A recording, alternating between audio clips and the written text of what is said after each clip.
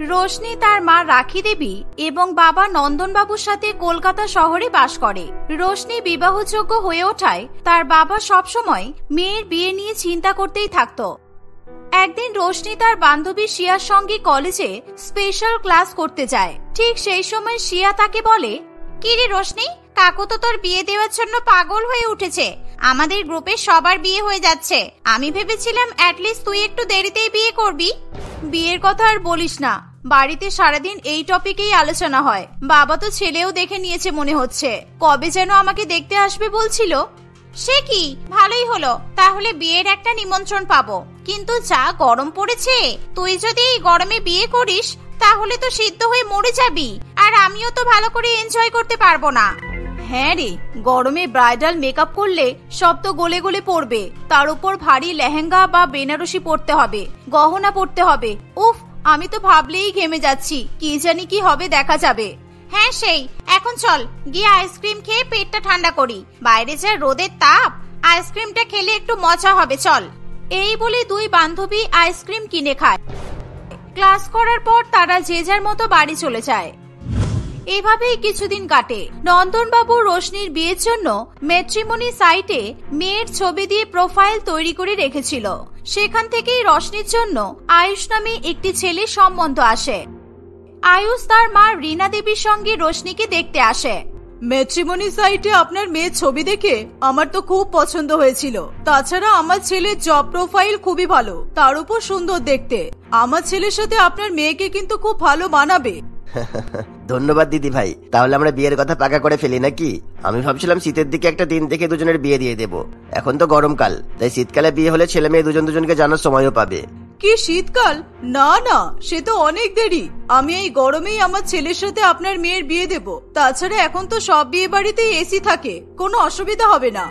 না মানে আমাদের অনেক আত্মীয় স্বজন তো আছেই যাদের শরীর খারাপ, গরমে অনুষ্ঠানে আসলে আরো শরীর খারাপ হয়ে যাবে, তাই বলছিলাম আর কি। তাহলে আপনার মেয়ের সাথে আমার ছেলের আর বিয়েটা হবে না, কারণ আমি আমার ছেলের বিয়ে গরমকালেই দেব।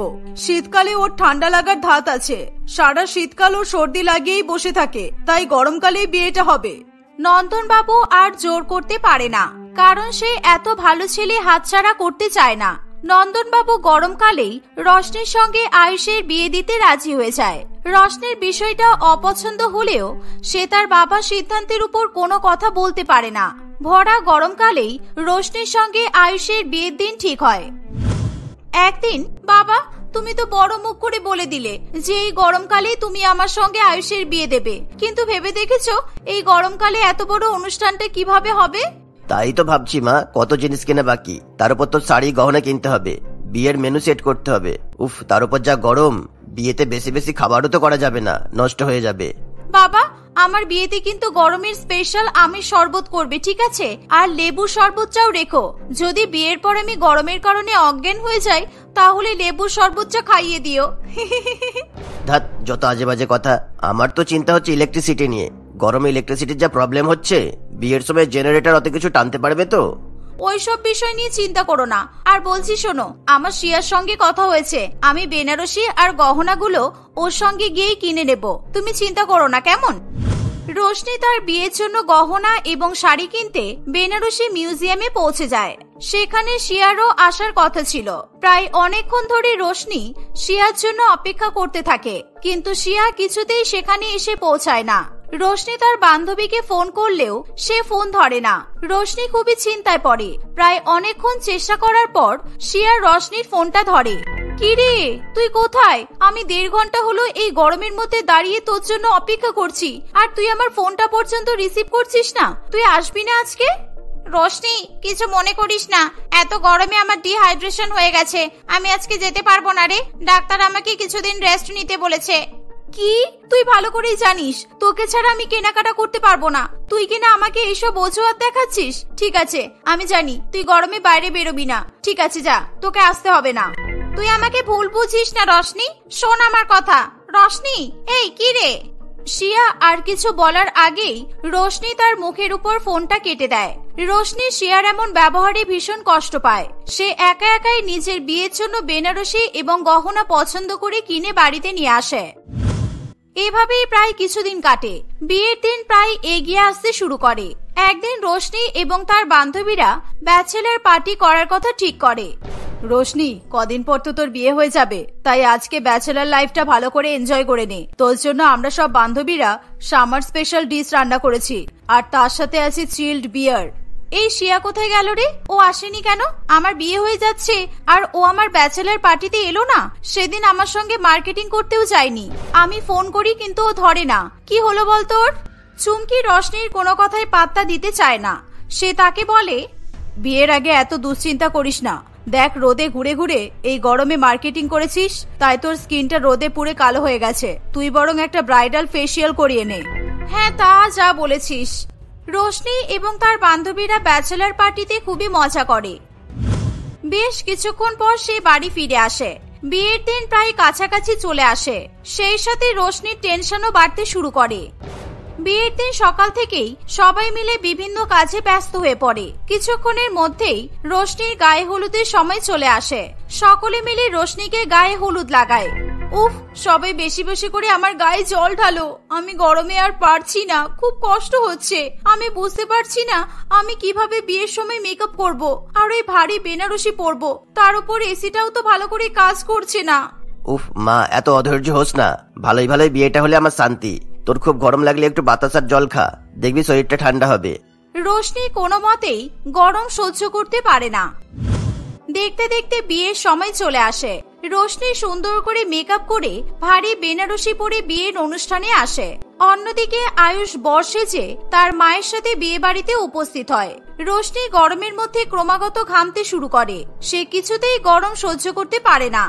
এ কি বৌমা, এসি চলছে, তুমি তবু এরকম ঘামছো কেন? তোমার তো সব মেকআপ নষ্ট হয়ে যাচ্ছে। রুমাল দিয়ে ঘামটা মোছো। আসলে আজকে সব থেকে বেশি গরম পড়েছে, আর আমার গরম পড়লেই ঘামের সমস্যা হয়, তাই আমি এখন এভাবেই ঘামতে থাকবো। বিয়ের সমস্ত নিয়ম শুরু করা হবে এমন সময় কারেন্ট চলে যায়। এই দেখে সকলে আটকে ওঠে। এ কি, লাইট অফ হয়ে গেল কেন? আমি তো জেনারেটর বুক করেছি, এমন তো হওয়ার কথা না। এখন গরমকাল নন্দন বাবু, কারেন্ট যে কখন চলে যায় সেটা বলা যায় না। তাড়াতাড়ি আমাদের বিয়ের অনুষ্ঠান শুরু করতে হবে, যে করেই হোক না কেন, না হলে শুভ সময়টা পেরিয়ে যাবে আর বিয়েটাই হবে না। কিন্তু এই অন্ধকারে কিভাবে বিয়ে হবে? কিছু তো দেখাই যাচ্ছে না। কোনো কথা শুনতে চাই না। এই অন্ধকারের মধ্যেই আয়ুষ আর রোশনির বিয়েটা সেরে ফেলা হোক। কিছুক্ষণের মধ্যে তাদের বিয়ে সম্পন্ন হলে বিয়ে বাড়ির আলো জ্বলে ওঠে। আলো জ্বলে উঠলে সকলে রোশনিকে দেখে অবাক হয়ে যায়। সকলে দেখে রোশনি একটা নরমাল লেহেঙ্গা পরে দাঁড়িয়ে আছে, আর বউয়ের জায়গায় বেনারসি পরে আছে সিয়া। গরমের বিয়েতে বউ অদল বদল দেখে সকলে চমকে ওঠে। এ কি সিয়া, তুই আমার মেয়ের জায়গায় কি করছিস? তোর সাথে আয়ুষের বিয়ে হলো মানে? আমার মেয়ে এরকম লেহেঙ্গা পরে দাঁড়িয়ে আছে কেন? কি হলো এটা? তোমরা কেউ কি আমায় বলবে? বাবা, আমি বলছি কি হয়েছে। এই গুণধর আয়ুষের সঙ্গে আমার নয়, শিয়ার বিয়ে হয়েছে, আর এই বউ বদলির কারণটা শিয়া বলবে। শিয়া, চুপ করে না থেকে বল। আজ থেকে 3 মাস আগে আমার সাথে আয়ুষের ফেসবুকে পরিচয় হয়েছিল। সেখান থেকে আমাদের বন্ধুত্ব হয়, আর কিছুদিনের মধ্যেই আমরা রিলেশনশিপে চলে যাই। কিন্তু হঠাৎ করে একদিন আমি জানতে পারি যে আমি প্রেগনেন্ট। আয়ুষকে এই খবর জানালে ও আমার বাচ্চার দায়িত্ব নিতে চায় না, উল্টে আমাকে খারাপ খারাপ কথা বলে। আর কিছুদিন পর আমি জানতে পারি যে ও আমার বেস্ট ফ্রেন্ড রোশনিকে বিয়ে করতে চলেছে। তাই জন্য আমি ওদের জীবন থেকে সরে যাওয়ার চেষ্টা করেছিলাম। এই ঘটনা শুনে সবাই অবাক হয়ে যায়। আয়ুষ কিছুতেই এই বিয়ে মেনে নিতে চায় না। রিনা দেবীও সকলের উপর ভীষণ রেগে যায়। বিয়ের নামে ডেকে আমাদের অপদস্থ করা হচ্ছে। এই নোংরা মেয়েকে আমি বৌমা হিসেবে মেনে নেব না। চল আয়ুষ এখান থেকে। মাসিমা দাঁড়ান, এখনো গল্প বাকি আছে। আসলে রোশনি ব্যাচেলার পার্টিতে গিয়ে শিয়ার ব্যাপারে জিজ্ঞাসা করলে চুমকি শিয়ার ব্যাপারে সমস্ত সত্যি কথা তাকে বলে দিয়েছিল। সে তখন চুমকিকে নিয়ে শিয়ার বাড়িতে চলে যায়। শিয়া তাদেরকে দেখে খুবই অবাক হয়। তোরা এখানে কি করছিস? রোশনি, তোর না বিয়ে? তুই বিয়ে ছেড়ে আমার কাছে কি করতে এসেছিস? এই নাকি তোর ডিহাইড্রেশন হয়েছে? তুই তো দিব্যি ভালোই আছিস। আর শোন, আমাকে বেশি সেন্টিমেন্ট দিবি না, ঠিক আছে? আমি চুমকির থেকে সব ঘটনা শুনেছি, তুই চিন্তা করিস না। ওই আয়ুষকে আমি মজা দেখাচ্ছি। গরমে বিয়ে করবে, শীতে নাকি সর্দি হয়। ওকে আর ওর মাকে আমি গরমের মধ্যেই ঠান্ডা লাগিয়ে দেব। তোরা শোন ভালো করে আমার কথা। তাদের প্ল্যান মতো রোশনি বিয়েতে নিজেই বউ সাজে। সে শিয়াকেও বেনারসি পরিয়ে বিয়ের সাজে সাজিয়ে দিয়েছিল, কিন্তু শিয়া ঘরেই ছিল। রোশনি সকলের সামনে মণ্ডপে নেমে এসেছিল। বিয়ের সময় যেই এগিয়ে আসে, চুমকি তখনই সকলের আড়ালে জেনারেটর অফ করে দেয় এবং সঙ্গে সঙ্গে কারেন্ট চলে যায়। সেই মুহূর্তে রীনা দেবী তার গুণধর ছেলেকে বিয়ে দেবে বলে ব্যস্ত হয়ে ওঠে। ও মা, এটা কি বলছে? আমি তো কিছু বুঝতে পারছি না। তোমার কথায় আমি সিয়াকে ছেড়েছি, সেই সিয়াকেই আমি বিয়ে করতে হলো? এই চুপ, আমার গল্প বলা শেষ হয়নি। আমার পুরো প্ল্যানটা শোন, তারপর তুই ফ্যাচ ফ্যাচ করে কাঁদবি, এখন নয়। রীনা দেবী বিয়ের জন্য ব্যস্ত হয়ে উঠলে সুযোগ বুঝে শিয়া চুপি চুপি নিচে নেমে এসে রশনির জায়গায় দাঁড়িয়ে পড়ে। আর রশনি নিজের ঘরে গিয়ে তার বিয়ের বেনারসি ছেড়ে লেহেঙ্গাটা পরে নিচে নেমে আসে এবং অতিথিদের ভিড়ের মাঝখানে দাঁড়িয়ে পড়ে। আর অন্ধকারে কেউ কিছু বুঝতেও পারে না। এভাবেই শিয়ার সঙ্গে আয়ুষের ধুমধাম করে বিয়ে হয়ে যায়। আমার তো তোর উপর গর্ব হচ্ছে মা। তুই আজকে একটা দারুণ কাজ করেছিস। একটা মেয়ের জীবন নষ্ট হওয়া থেকে তুই বাঁচিয়ে দিয়েছিস। সত্যি মা, তুই খুব ভালো কাজ করেছিস। আয়ুষ শিয়ার সঙ্গে তার বিয়েটা শেষ পর্যন্ত মেনে নেয়, কিন্তু রীনা দেবী কিছুতেই মানতে চায় না। তোমরা সবাই আমাকে ঠকিয়েছো, আমি এই বিয়ে মানবো না, কিছুতেই না। বাজে মেয়ে একটা। চুপ করো মা, তোমার কথা শুনে আমি সিয়াকে অনেক কষ্ট দিয়েছি। ওর এই অবস্থায় আমাকে ছেড়ে চলে গিয়েছিলাম। আমার খুব ভুল হয়ে গিয়েছিল সিয়া, তুমি ক্ষমা করে দাও আমাকে। আর মা, তুমি সিয়াকে ঠকিয়েছো, তাই তুমি কোনো কথা বলো না, একদম চুপ করে থাকো। সকলে আয়ুষের এই পরিবর্তন দেখে ভীষণ খুশি হয়। কিরে শিয়া, খুব তো বলছিলি যে গরমের বিয়ে ভালো নয়, গরমে কেউ বিয়ে করে না। দেখ, তোর বিয়ে কিন্তু গরমকালেই হলো, বুঝলি তো? আর গরমকাল বলেই এই লাইটটা চলে যাওয়ার প্ল্যানটা করতে পেরেছিলাম। শীতকাল হলে এই প্ল্যানটাকে কাজে লাগানো যেত না। তাই যা হয় ভালোর জন্যই হয়। সকলে রোশনির কথা শুনে জোরে জোরে হেসে ওঠে। এভাবেই গরমের বিয়ে দুই বন্ধুর জীবনে পরিবর্তন নিয়ে আসে। শিয়া আয়ুষের সঙ্গে সুখে সংসার করতে শুরু করে। রীনা দেবীও নিজের ভুল বুঝতে পেরে সকলের কাছে ক্ষমা চায়। কিছুদিনের মধ্যে রোশনিরও এক ডাক্তারের সঙ্গে বিয়ে হয় এবং সে তার সঙ্গে বিদেশে চলে যায়। এভাবেই দুই বন্ধু নিজের মতো সুখে শান্তিতে সংসার করতে থাকে। তনিমার রাস্তায় ঘুরে ঘুরে ছোট ছোট ছেলে মেয়েদের খেলনা গাড়ি এবং অন্যান্য নানান রকমের খেলার জিনিস বিক্রি করে। এই সকল কিছু বিক্রি করে সে যা টাকা রোজগার করে তাই দিয়ে সে কোনো মতে নিজের মেয়ে পরীর পড়াশোনার খরচ জোগাড় করে আর খুবই কষ্ট করে সংসার চালায়। সারা বছর ছেলে মেয়েরা রাস্তার কোনো খেলনা বিক্রেতার কাছ থেকে তেমন ভাবে খেলনা না কিনলেও নতুন বছরের সময় যেহেতু রাস্তায় অনেক ছোট ছোট ছেলে মেয়েরা তাদের বাবা মায়ের সঙ্গে ঘোরাফেরা করে, সেই কারণে তনিমার খেলনা বিক্রি বেশ ভালোই চলে। একদিন সে খেলনা বিক্রি করে বাড়িতে এসেছে। সেই সময়, মা, এবার নিউ ইয়ারে আমার অনেক টেডি বিয়ার গিফট চাই, কিন্তু তুমি আমাকে প্লিজ অনেকগুলো টেডি বিয়ার এনে দাও। আমি টেডি বিয়ার নিয়ে নতুন বছরেই খেলা করব। আচ্ছা মা, ঠিক আছে, আমি আর কয়েকদিন খেলনা বিক্রি করে টাকা জমিয়ে নিই, তারপর নতুন বছরে তুই আমার কাছ থেকে যা গিফট চাইবি আমি তোকে তাই দেব, কেমন? মায়ের কাছ থেকে টেডি বিয়ার উপহার পাওয়ার আশায় পরি ভীষণ পরিমাণে খুশি হয়ে যায়। বছরের শুরুতে রাস্তায় অনেক অনেক মানুষ, বিশেষ করে ছেলে মেয়েরা ঘুরতে বেরিয়ে পড়ে। সেই দিন তনিমা খেলনা বিক্রি করতে তাড়াতাড়ি করে বাড়ি থেকে বেরোবে। সেই সময়, মা, আজকে আর তোমাকে খেলনা বিক্রি করতে হবে না, তুমি আমাকে নিয়ে ঘুরতে চলো। নতুন বছরের শুরুতেই আমার সব বন্ধুরা বাবা মায়েদের সাথে অনেক অনেক জায়গায় ঘুরতে গেছে, কিন্তু আমি তো কোথাও যেতে পারছি না। তুমি আমাকে নিয়ে ঘুরতে চলো না মা। আমার আজকে ঘুরতে গেলে হবে না রে পরি। আমি যদি খেলনা বিক্রি না করে তোর সঙ্গে ঘুরতে যাই তাহলে তো টেডি বিয়ার আমি কি করে কিনে দেব? কিন্তু তুই যদি ঘুরতে যেতে চাস তাহলে আমার সঙ্গে এখন চল। আমি আজকে একটা নতুন জায়গায় খেলনা বিক্রি করতে যাব।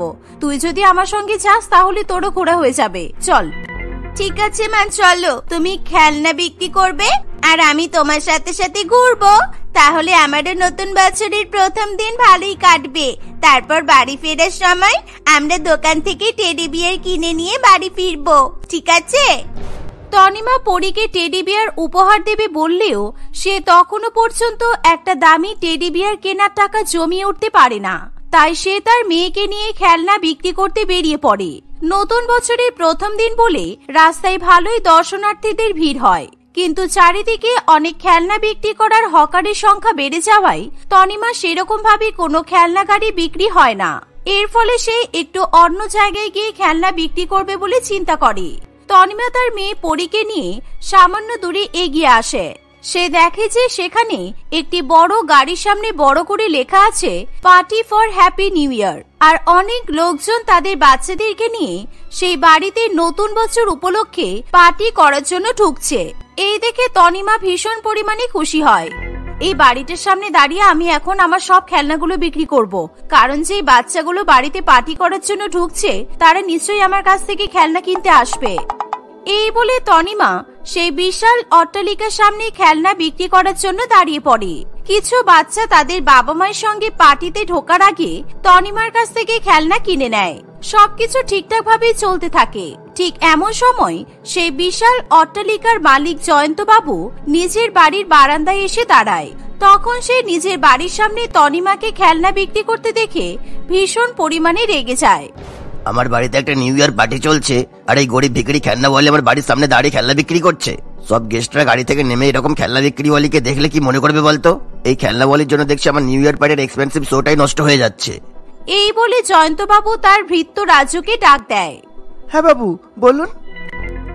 আমি দিদিমণির সাথে সব অতিথিদের ওয়েলকাম করতে ব্যস্ত হয়ে গিয়েছিলাম, সেই কারণে আর এইদিকে খেয়াল রাখতে পারিনি। আমি ক্ষমা করবেন বাবু, আমি এক্ষুনি খেলনাওয়ালিকে বাড়ির সামনে থেকে তাড়িয়ে দিচ্ছি। এই বলে রাজু তাড়াতাড়ি গিয়ে তনিমা এবং তার মেয়েকে বাড়ির সামনে থেকে তাড়ানোর চেষ্টা করে, কিন্তু তনিমা কিছুতেই সেখান থেকে সরতে চায় না। ফলে রাজু তাদের উপর রেগে গিয়ে তনিমা এবং পরীকে ধাক্কা দেয়। দয়া করে বছরের প্রথম দিনে এভাবে আমার খেলনার ব্যবসা নষ্ট করে দেবেন না। আমি যদি কিছুক্ষণ দাঁড়িয়ে আপনাদের বাড়ির সামনে খেলনা বিক্রি করি তাহলে আপনাদের কোনো ক্ষতি হবে না, কিন্তু খেলনা বিক্রি করতে না পারলে আমার অনেক ক্ষতি হয়ে যাবে। বছরের প্রথম দিনে মেয়েটাকে এখনো পর্যন্ত কোনো উপহার দিতে পারিনি। দয়া করে আমাকে আর কিছুক্ষণ দাঁড়িয়ে খেলনা বিক্রি করতে দিন। তোর কাছে টাকা নেই তাই তুই নিজের মেয়েকে উপহার দিতে পারিসনি, তাতে আমার মালিকের কি দোষ? তুই এখানে দাঁড়িয়ে দাঁড়িয়ে খেলা বিক্রি করলে আমার মালিকের হ্যাপি নিউ ইয়ার পার্টি নষ্ট হয়ে যাবে। কারণ সব বড়লোক গেস্টরা যখন তোকে বাড়ির সামনে দাঁড়িয়ে থাকতে দেখবে তখন তারা ভাববে পার্টির বাইরে আমরা কোনো গরিব ভিখারিকে তাদের ওয়েলকাম করার জন্য দাঁড় করিয়ে রেখেছি। তাই তুই এখান থেকে এক্ষুনি বেরিয়ে যা। দয়া করে এরকম করবেন না, আমি আর 5 মিনিটের মধ্যে এখান থেকে চলে যাব। তনিমা রাজুর কোনো কথা শুনতে না চাইলে জয়ন্তবাবু তাদের মধ্যস্থতা করতে বাধ্য হয়। জয়ন্তবাবু নিজের বাড়ির বাইরে বেরিয়ে এসে বলে, সেই অনেকক্ষণ থেকেই তোমার অসভ্যতা আমি সহ্য করছি। তুমি যদি আমার বাড়ির বাইরে দাঁড়িয়ে খেলনা বিক্রি করা না বন্ধ করো আমি তাহলে পুলিশে খবর দেবো।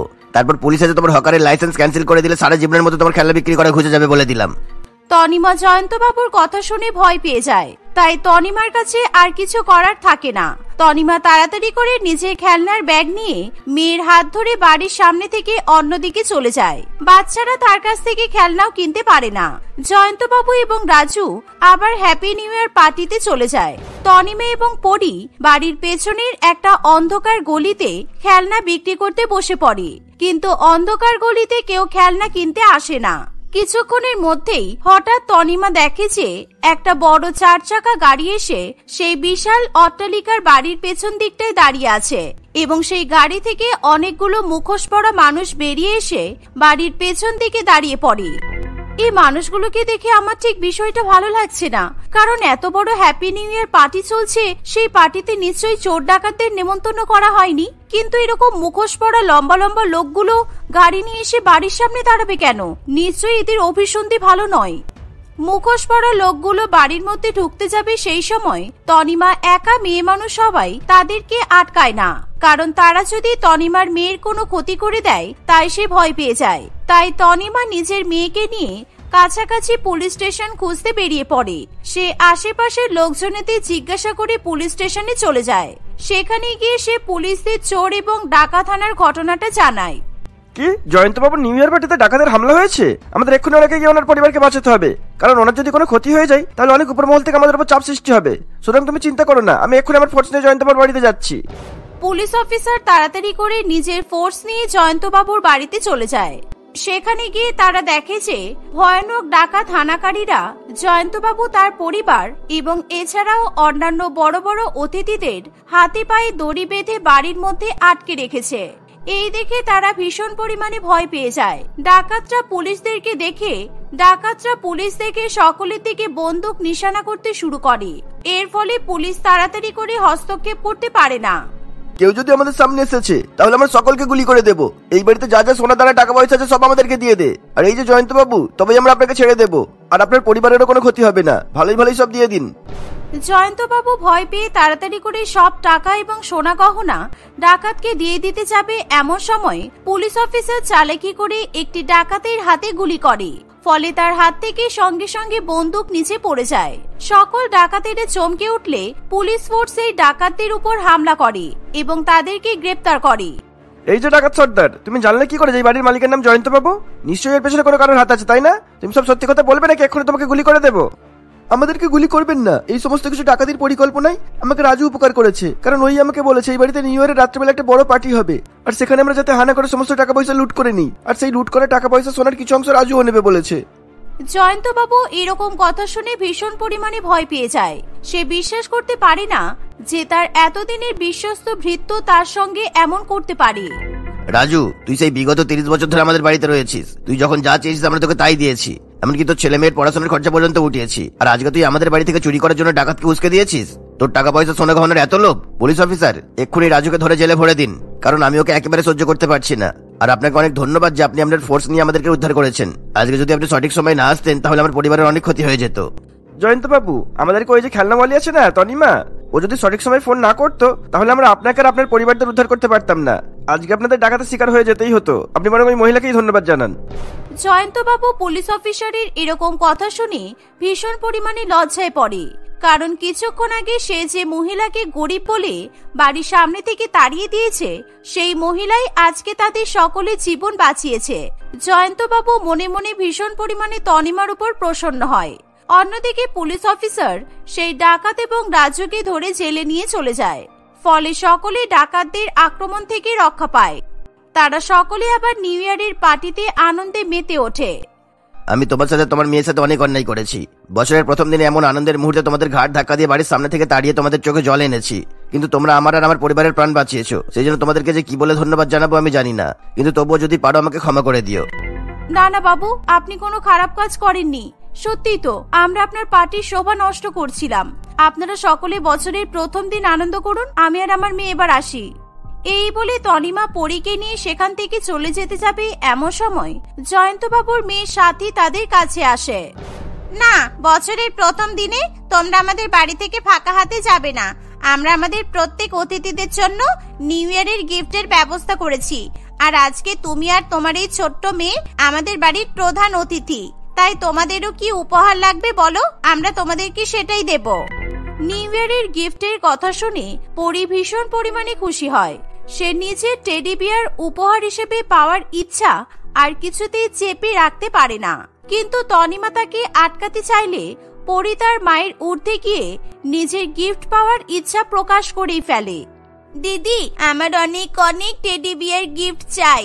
মাকে বলেছিলাম টেডি বিয়ার কিনে দিতে, কিন্তু মা আমাকে টেডি বিয়ার কিনে দেয়নি। তাই তুমি আমাকে অনেক অনেক টেডি বিয়ার গিফট দাও প্লিজ। দিদি, আমাকে টেডি বিয়ার দাও না। পরীর এমন কথা শুনে সাথী এবং তার বাবার তাদের উপর ভীষণ পরিমাণে মায়া হয়। আচ্ছা, আমি তোমাকে অনেক অনেক টেডি বিয়ার গিফট দিচ্ছি। ছোটবেলায় আমি অনেক দামি দামি টেডি বিয়ার নিয়ে খেলা করতাম, আর সেই টেডি বিয়ার গুলোতে কাউকে হাতও দিতাম না। কিন্তু আজকে আমি তোমাকে আমার সব টেডি বিয়ার দিয়ে দেব, আর তার সাথে সাথে তোমাকে অনেক নতুন নতুন গিফটও দেব, ঠিক আছে? এই বলে সাথী নিজের ঘর থেকে সুন্দর সুন্দর টেডি বিয়ার নিয়ে এসে পরীকে উপহার দেয়। এছাড়াও সাথী এবং তার বাবা তনিমাকে নতুন বছরের জন্য অনেক অনেক উপহার দেয়। এর ফলে তনিমা এবং পরি দুজনেই খুবই খুশি হয়। জয়ন্তবাবু নতুন বছরের উপহার হিসেবে তনিমাকে নিজের বাড়িতে কাজে রাখার কথাও জানায়। তোমায় আর রাস্তায় ঘুরে ঘুরে খেলনা বিক্রি করতে হবে না। তুমি আর তোমার মেয়ে আজ থেকে আমার বাড়িতেই থাকবে, আর আমার মেয়ের দেখাশোনা করবে। এর পরিবর্তে আমি তোমাকে অনেক অনেক টাকা পারিশ্রমিক দেবো, আর তোমার মেয়ের পড়াশোনা থেকে শুরু করে খাওয়া দাওয়া সবকিছু দায়িত্ব আমাদের থাকবে। তনিমা জয়ন্তবাবুর এরকম প্রস্তাবে রাজি হয়। নিজের অজান্তেই জয়ন্তবাবুর উপকার করে নিজেদের জীবন সুনিশ্চিত করে তোলে। এভাবে গরিব তনিমা এবং পরি নতুন বছরের প্রথম দিনে এক অভাবনীয় সুন্দর উপহার পেয়ে সারা জীবন সুখে শান্তিতে কাটাতে থাকে।